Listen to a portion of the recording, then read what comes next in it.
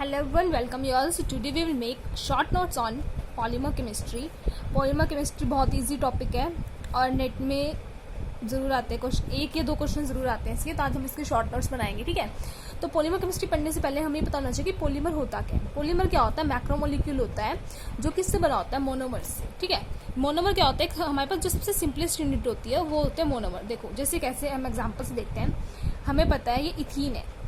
ठीक है, अगर हम इथीन की बहुत सारी ऐसी यूनिट जोड़ देते हैं तो ये क्या बनाएगा? ये जो मोनोमर, ये मोनोमर है हमारा. ठीक है, और इसकी ऐसी ऐसी बहुत सारी यूनिट्स को हम कंबाइन कर देते हैं तो ये जो भी बनता है इसको हम कहेंगे पॉलीमर. मतलब पॉलीथाइलिन बनेगा इस केस में, पॉलीथीन. ठीक है, पॉलीथीन बनेगा किससे? इथीन से पॉलीथीन बनेगा इस केस में. ठीक है, तो पॉलीमर क्या होता है? बेसिकली मोनोमर्स की बहुत सारी यूनिट्स कंबाइन करके जो हमारा बनता है उसको हम पॉलीमर कहते हैं.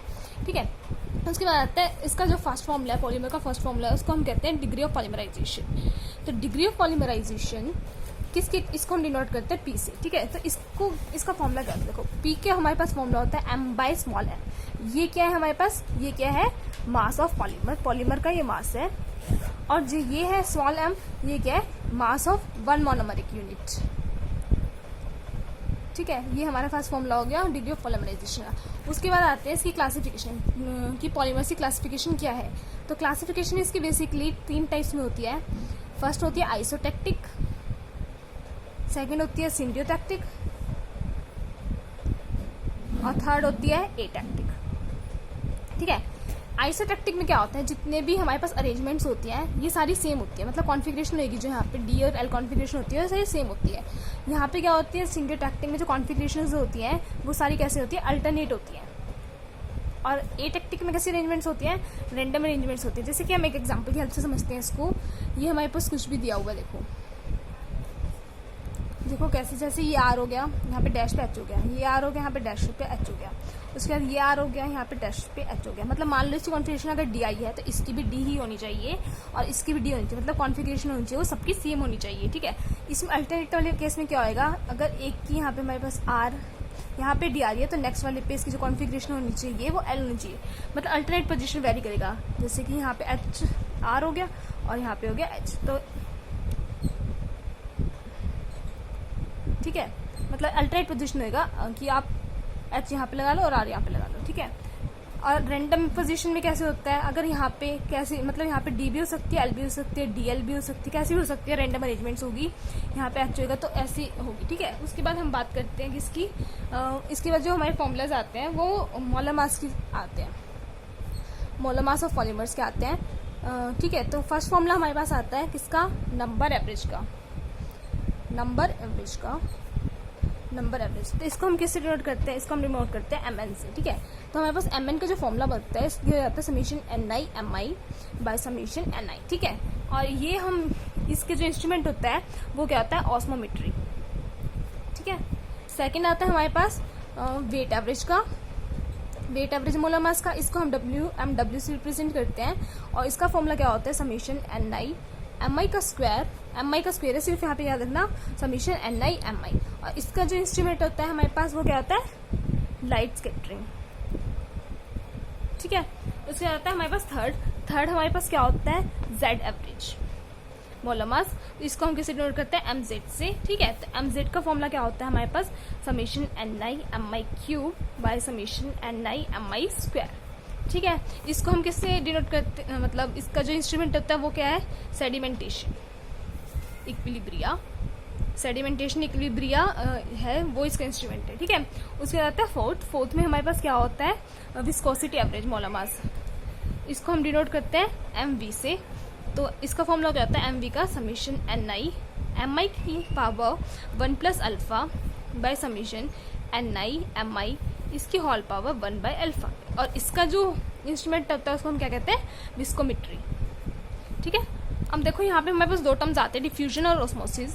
डिफ्यूजन और ऑस्मोसिस में डिफरेंस क्या? देखो डिफ्यूजन में क्या होता है हमारे पास, कैसे होता है? यहाँ पे हाई कंसेंट्रेशन से लो कंसेंट्रेशन की तरफ जो फ्लो होगा उसको कहते हैं हम डिफ्यूजन। और जो होता है ऑस्मोसिस, वो क्या होता है हमारे पास लो कंसंट्रेशन से जो फ्लो होता है हाई कंसंट्रेशन पर, उसको हम बोलते हैं ऑस्मोसिस, ठीक है। तो ऑस्मोसिस में बेसिकली हमारे पास क्या होता है, देखो ये हमने कोई भी कंटेनर लिया, यहाँ पे एक सेमी परमेएबल मेम्ब्रेन है ये वाली, ठीक है, SPM लिख देती हूँ मैं इसको। यहाँ पे क्या हमारा सोल्यूशन है और यहाँ पे क्या हमारा सॉल्वेंट है, ठीक है। अब हमें मूवमेंट करवानी है सॉल्वेंट की इससे, तो यहाँ पे क्या है, सॉल्वेंट बहुत ही ज्यादा क्वांटिटी में, मतलब इसकी क्वांटिटी ज्यादा है, तो मतलब हाई कंसंट्रेशन हो गई।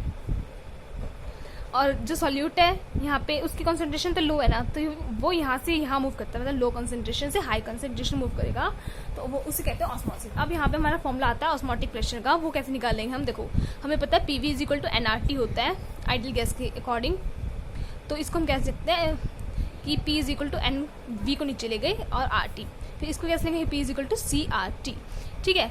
और जो इस P को डिनोट करता है पाई से CRT, तो जो ये वाला फॉर्मूला होता है इसको हम क्या बोलते हैं, इसको हम बोलते हैं ऑस्मोटिक प्रेशर, ठीक है। उसके बाद इसको हम फर्दर भी कर सकते हैं, जैसे CRT 1 plus BC plus BC1, इसको हमने नेग्लेक्ट करते हैं इस टर्म को, मतलब ऊपर, लेकिन यहाँ पे हम इसको इंक्लूड कर रहे हैं। जो ये C होता है ना, इसको हम C/M लिखते हैं, इसकी जैसे C क्या होती है, कंसंट्रेशन होती है, तो इसको भी हम कंसंट्रेशन के टर्म्स में कैसे बनाएंगे, इसकी यूनिट कैसे लेंगे, ग्राम पर लीटर, और मोल, जो ये मास है इसकी क्या होगी, ग्राम पर मोल, तो जो इसकी यूनिट हो जाएगी वो क्या हो जाएगी, मोल पर लीटर, ठीक है। तो यहाँ पे इसको C/M पुट करते हैं, देखो pi is equal to C/M RT 1 plus B C/M plus dash dash dash. अब इस C को यहाँ पे नीचे ले आते हैं, तो pi by C is equal to RT/M, bracket open कर देंगे, तो ये क्या बना, BCRT/M स्क्वायर। और ये जो हायर टर्म्स है इसको हमने नेग्लेक्ट कर दिया, तो हमारे पास ये इक्वेशन आ गई। अब इसी क्वेश्चन के अकॉर्डिंग हम एक ग्राफ प्लॉट करते हैं, कैसे, देखो ये क्या हो गया y, और हमें किस किस के बीच में प्लॉट करना है graph, pi by C versus C के बीच में प्लॉट करना है, तो ये क्या हो गया y और ये क्या हो गया x, तो ये y हो गया, ये x हो गया, और ये जो ये वाली टर्म है ये क्या हो गया, स्लोप हो गया m, और ये क्या हो गया, इंटरसेप्ट, तो y is equal to mx plus c equation बन गई। तो इसका ग्राफ कैसे आएगा वो देखते हैं। तो इसका ग्राफ बनेगा, देखो हमने यहाँ पे लिया पाई बाय C और यहाँ पे लिया हमने C, ठीक है। तो इसका ग्राफ कैसे बनेगा, ऐसे बनेगा। हमने पहले देखा था, पीछे हमने देखा कि जो इसका स्लोप आया ये कितना है, BRT/M स्क्वायर, यहाँ पे हमने देखा था ना, तो वही यहाँ पे हम स्लोप लगा देंगे BRT/M स्क्वायर, ये क्या हो गया, इसका स्लोप हो गया, और जो इसका इंटरसेप्ट है ये हमारा क्या हो गया, RT/M, ठीक है। उसके बाद हमारा नेक्स्ट फॉर्मूला आता है विस्कोसिटी का। विस्कोसिटी बेसिकली हम क्या कहते हैं, देखो विस्कोसिटी को आप रेजिस्टेंस से रिलेट कर सकते हो। देखो विस्कोसिटी क्या होता है, किसी भी फ्लो में जो रेजिस्टेंस हो रही है, रेजिस्टेंस टू द फ्लो, उसको हम बोलते हैं विस्कोसिटी। जैसे कि हनी, आप हनी देखा होगा आपने, तो उसको जैसे हम गिराते हैं तो वो धीरे धीरे धीरे धीरे गिरता है, मतलब उसको हम क्या कहते हैं, वो हाईली विस्किस है। क्यों, क्योंकि उसका फ्लो, जैसे वाटर है, वाटर को हम गिरा देते हैं तो वो एकदम से गिर जाता है, तो उसका फ्लो बहुत ईजी है। लेकिन विस्कोस हनी में क्या होता है कि उसका जो फ्लो है वो स्लो हो जाता है, किस वजह से, विस्कोसिटी की वजह से। तो यहाँ पे विस्कोसिटी का मैं एक फॉर्मूला आता है, इटा इज इक्वल टू इटा नॉट 1 प्लस इटा C, ठीक है। तो ये क्या हो गया, ये क्या होगी, विस्कोसिटी सॉल्यूशन की, जो इटा नोट हो गया ये क्या हो गया, विस्कोसिटी ऑफ सॉल्वेंट, ठीक है। और जो इटा ये ब्रैकेट में है इसको हम क्या बोलते हैं, इंट्रिंसिक विस्कोसिटी, इंट्रिंसिक विस्कोसिटी, और ये C क्या होगी, कंसंट्रेशन, ठीक है। अब इसको फर्दर हम अगर करते हैं तो इटा बाय इटा नोट हो जाएगा। देखो इस इटा नोट को यहाँ लिया है, उसका क्या हो जाएगा 1 प्लस इटा C, ठीक है। अब 1 भी इस साइड ले जाएंगे तो माइनस में जाएगा, इज इक्वल टू क्या हो जाएगा, इटा C। अब इस C को भी यहाँ पे ले जाओ, तो eta by eta naught minus 1 by C is equal to intrinsic viscosity, और ये इसकी लिमिट होती है C टेंड्स टू 0। अगर कंसंट्रेशन की वैल्यू 0 होगी तो जो ये वाली पूरी टर्म है ना, ये इटा इंट्रिंसिक विस्कोसिटी के इक्वल आ जाएगी। देखो इसके अकॉर्डिंग हम ग्राफ भी बनाते हैं। हमें ग्राफ बनाया, eta by eta naught minus 1 by C, limit C tends to 0, और किसके बीच में, कंसंट्रेशन के बीच में हमने ग्राफ बनाया। तो ग्राफ क्या बनेगा, स्ट्रेट लाइन बनेगा। लेकिन जो ये वाला पॉइंट है ना, ये पॉइंट हमें क्या दिखा रहा है, इंट्रिंसिक विस्कोसिटी को शो कर रहा है। मतलब ये जो वैल्यू होगी इस ग्राफ के अकॉर्डिंग, ये हमारी क्या है, इंट्रिंसिक विस्कोसिटी की वैल्यू है, ठीक है। उसके बाद हमारी आती है मार्क कुहन और हॉर्निक इक्वेशन। ये इक्वेशन बहुत इंपॉर्टेंट इक्वेशन है। तो इसका फॉर्मूला क्या होता है हमारे पास, eta intrinsic viscosity is equal to K M विस्को, ये क्या है, विस्कोसिटी, M V क्या है, जो मास है, विस्कोसिटी मोलर मास, ठीक है। और ये अल्फा, तो K और अल्फा यहाँ पे ये क्या है हमारे पास, इस कॉन्स्टेंट्स हैं, और जो इनकी वैल्यू है किस पे डिपेंड करेगी, सॉल्वेंट पेयर पे, ठीक है।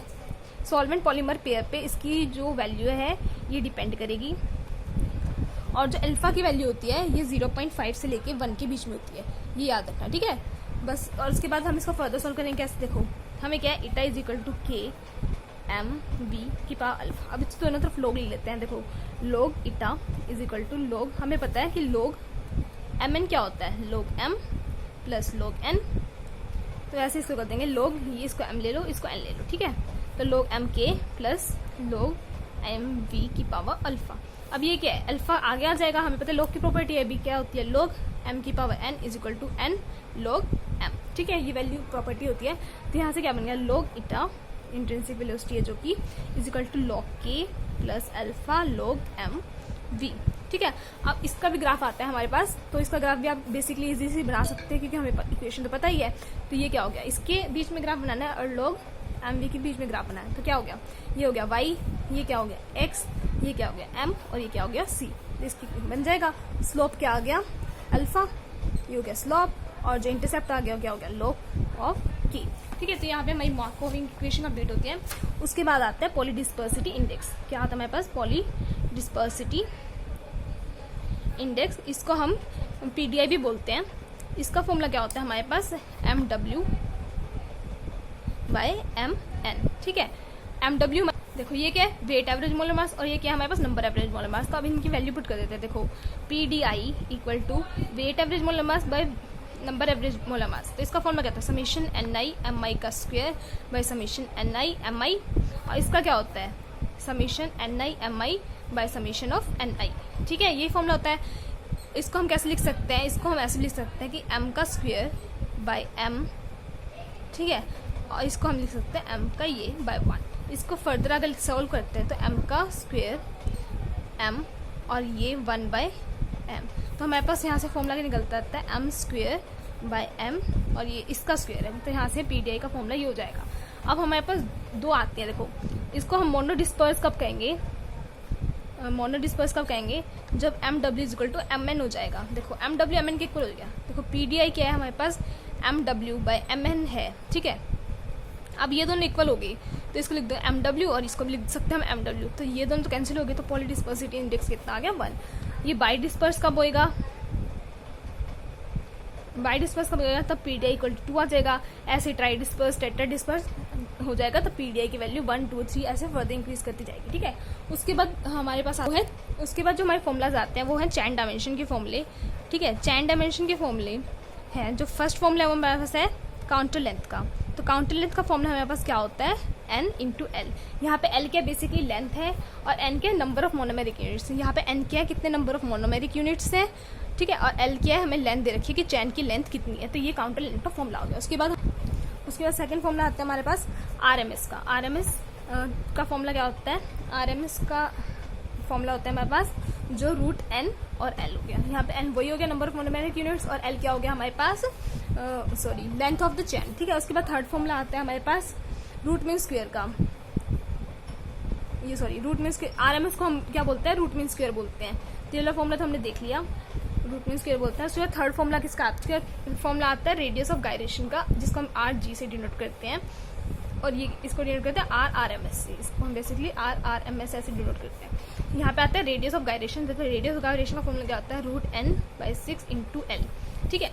उसके बाद हमारा फॉर्मूला आता है एवरेज डिस्टेंस का। तो जो एवरेज डिस्टेंस का होता है फॉर्मूला, इसको हम किसे डिनोट करते हैं, यहाँ पे ऊपर बार लगा देते हैं, तो ये क्या हो गया 8/3 पाई का रूट और n का रूट इंटू एल, ठीक है। उसके बाद हमारा आता है most probable speed, most probable speed या मोस्ट प्रोबेबल रेडियस बोलते हैं हम इसको, मोस्ट प्रोबेबल रेडियस बोलते हैं वैसे इसको, और यहाँ पे लिख दिए एम पी मतलब मोस्ट प्रोबेबल, तो 2/3 का रूट और रूट n इंटू एल, ठीक है। ये जो हमारे फॉर्मूलेस थे फोर्थ और फिफ्थ, ये किसके थे, चैन डायमेंशन के। अब जो आखिरी वाले बचते हैं वो हमारे हैं डिग्री ऑफ पॉलीमराइजेशन के। ये डिग्री ऑफ पॉलीमराइजेशन हमने स्टार्टिंग में भी देखा था, जिसको हमने क्या किया था, डिग्री ऑफ पॉलीमराइजेशन को हम डिनोट किया था किससे, राइजेशन, डिग्री ऑफ पॉलीमराइजेशन हमने पी से डिनोट किया था वहाँ पे। तो उसका फॉर्मूला क्या देखा था हमने, capital M by small M, ठीक है। तो यहाँ पे इसका फॉर्मूला हम लिखते हैं पी का A0/AT। ए यहाँ पे हमारा क्या मोनोमर है, ठीक है। इसकी जो डेरिवेशन हम उस डेरिवेशन में नहीं जाएंगे, तो यहाँ से हम डायरेक्ट फॉर्म में लिख देते, ठीक है। तो यहाँ से n है जो हमारा वो 1 - 1/p के इक्वल आ जाएगा। ये n क्या है हमारे पास, इसको भी हम वही बोलते हैं, क्या बोलते हैं इसको, डिग्री ऑफ पॉलीमराइजेशन बोलते, डिग्री ऑफ पॉलीमराइजेशन से डिनोट करते हैं। और ये जो हमारे यहाँ पे p है, ये क्या है, हमारे कितना फ्रैक्शन ऑफ जो मोनोमर है वो डिकम्पोज हुआ है, फ्रैक्शन ऑफ मोनोमर जो डिकम्पोज हुआ है इसको हमने p से डिनोट किया है, ठीक है। उसके बाद जो हमारा एक फॉर्मूला आता है सेकंड, ये हमारी सेकंड ऑर्डर इक्वेशन के लिए है हमारी, तो ये फॉर्मूला क्या आता है, n = 1 + kT और a नॉट। ये बेसिकली काइनेटिक्स से आपको ये टर्म सब पता होंगे, ये कांस्टेंट हो गया, रेट कांस्टेंट, ये टाइम हो गया, ये क्या है इनिशियल कंसंट्रेशन जितनी है, और ये क्या हो गया, डिग्री ऑफ पॉलीमराइजेशन, ठीक है। उसके बाद जो लास्ट आती है वो हमारी क्या है, फ्लोरी-शुल्ज डिस्ट्रीब्यूशन, ठीक है। इसकी जो यहाँ पे हमने मोल फ्रैक्शन निकालते हैं, तो मोल फ्रैक्शन इसको इससे डिनोट करते हैं, तो इसका फॉर्मूला क्या होता है, p⁻1 - p और p⁻n-1, ठीक है। ये जो हमारा फॉर्मूला होता है ये होता है। यहाँ से p क्या होता है, ये क्या होती है, प्रोबेबिलिटी होती है किसकी, लिंकेज की, लिंकेज की प्रोबेबिलिटी होती है, वो उसको हम p से डिनोट करते हैं, ठीक है। और जो यहाँ पे लिंक एवरेज का एक फॉर्मूला और रह गया, जो लिंक एवरेज का फॉर्मूला होता है वो क्या होता है, 1/1 - p, ठीक है। एक ये फॉर्मूला हो गया लिंक एवरेज का। तो यहाँ पे हमारी पॉलीमर केमिस्ट्री के जितने भी शॉर्ट नोट्स थे वो कंप्लीट होते हैं, ठीक है। Thank you.